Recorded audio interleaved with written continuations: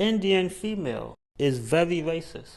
Sometimes she's as black as Wesley Snipes, but she still don't want to date black guys who's the same color as her.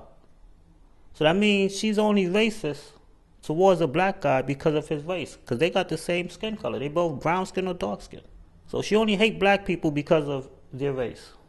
But she'll date a racist Latino guy, a racist Arab guy, or even a white guy, but not a black one. But you can set up your businesses in black communities and take black people money. That's not going to last very long. Trust me, that's not going to last very long. And as soon as black people make their mind up to start treating you guys the way you treat them and start being racist back to you, Latinos, Indians, and Arabs. As soon as black people start being racist back to you, a lot of things going to change. A lot of things going to change. And we hope you can handle it. When black people start being racist back to you, racist Indians, you racist Latinos, we hope you can handle it. Because you've been racist to black people for the last 60 years. As a dark-skinned black woman, I've gotten the bombastic side eye from pretty much every race, including black people sometimes. But the point is that sometimes I feel extra attacked by people from India. And I hate to say it this way, but if you know anything about Indian culture and government, there's a caste system.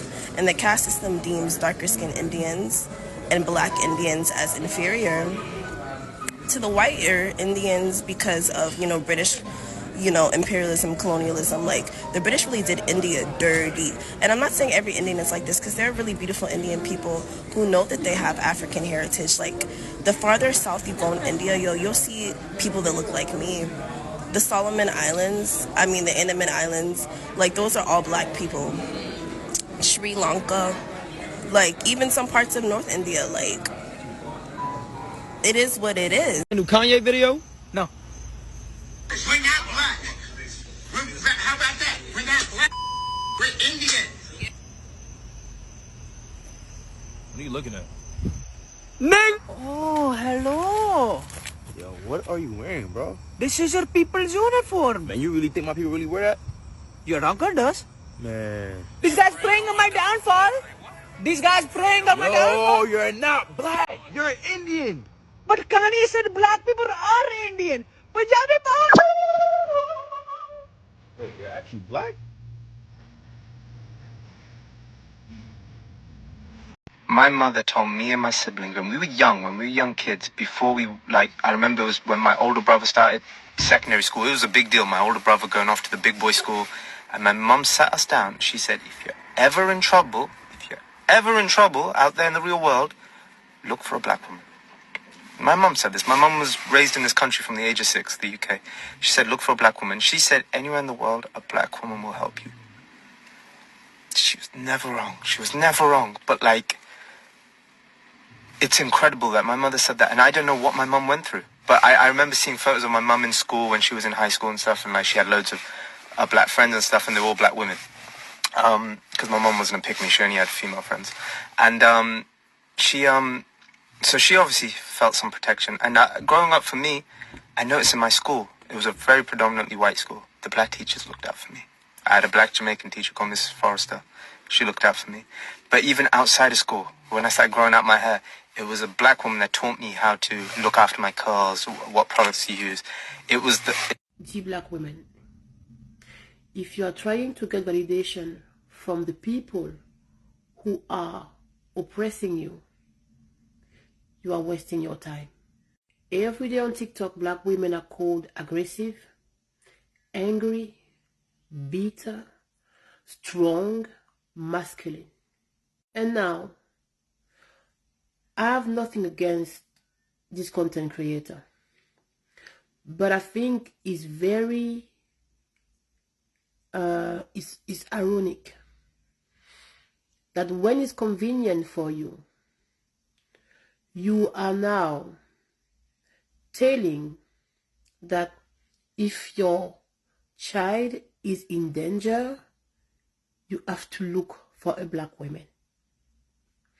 And this content creator is not the first who say that on TikTok.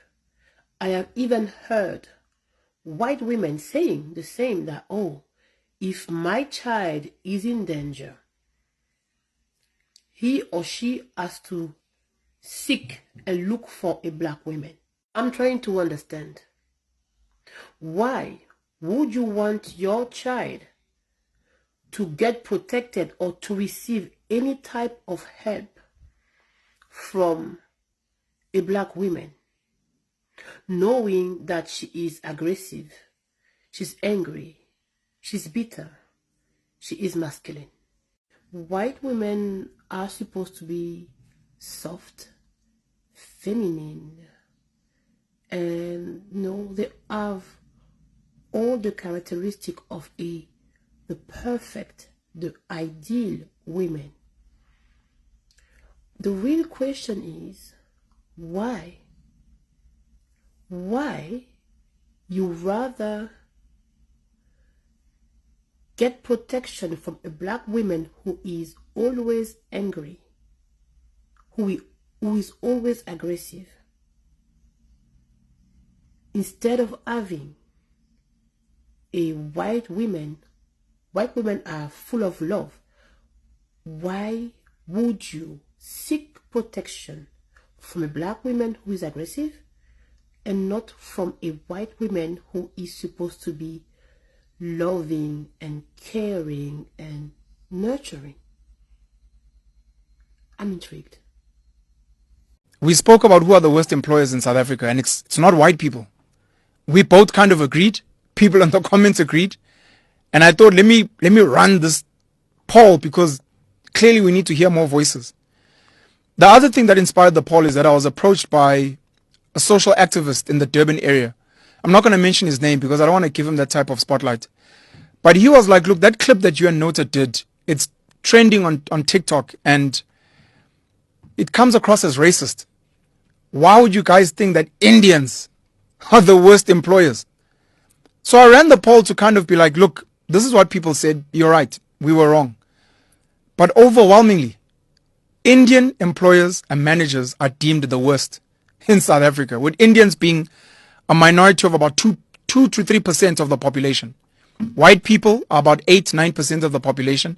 And then, of course, you've got black people at like 80%.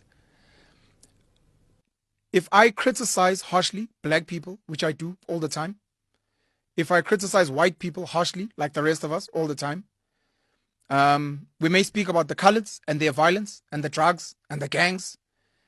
Why should you guys be absolved if there's something that we feel you could improve on? What makes you guys high and mighty that you're not meant to be brought to the table to have the tough conversations? So, Note and I sat and spoke. It was in conversation. It triggered something. I ran a poll. I think 10,300 votes later, you realize that this is actually a thing and the conversation needs to be had. And if people don't want to have the conversations, we go back to apartheid, where certain people don't want to be called out for whatever wrongs that people complain about. The number of people in the comments saying that they had to quit their jobs, that they'd rather be unemployed than have an Indian manager. In particular, and I apologize to this company, please don't sue me. Oh, let me not mention the company. There's a huge call center. I know you guys will probably mention it in the comments. There's a huge call center in Mhlanga.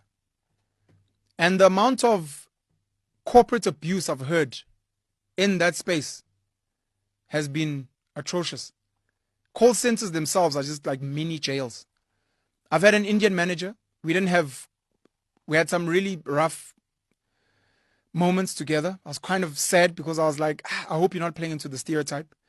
But she was also, woman, she was also pretty amazing. She used to cook for us and all those things in our team. But it gave me a snapshot, because I hear in Durban it's rough.